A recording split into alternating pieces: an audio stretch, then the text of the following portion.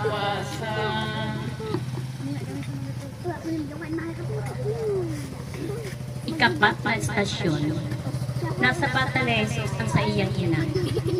Sinasamba si Numami kagagurangan.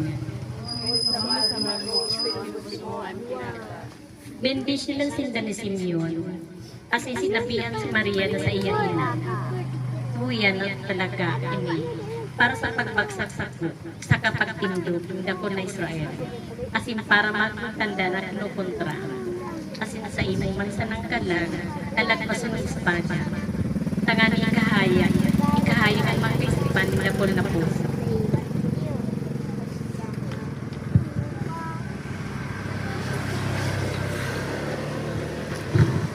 Sa mga pagsakit ni Jesus, yawn ang danay ng pagdamay, asin pagtagtapin ni Birhen Maria na sa iyang ina. Ini nagpapailing sa rong lada, na daw niyang pagkamot, asin pagdamay kan sa rong ina, asin sa iyang ate. Sa tao niyang pagsakit, sa mga kulog, asin sakit niya to sa buhay. Ikwanin sa rong ina na nag-aantabay, asin nagpatangis, kung kita napapasala.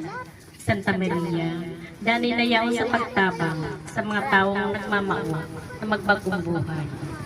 Tudunod niya sa tuyong mga pamilya.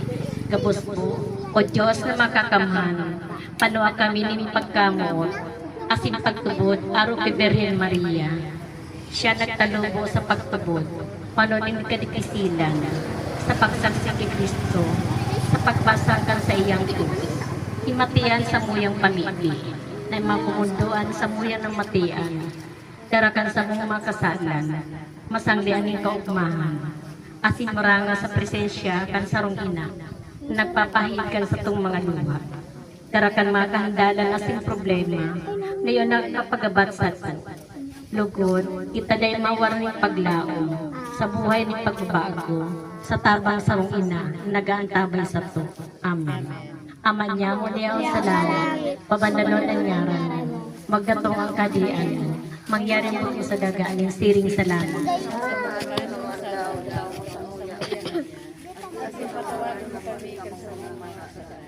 Siring na pinakatawa niya mga nagkakasal sa muya. At sinasikaw kami sa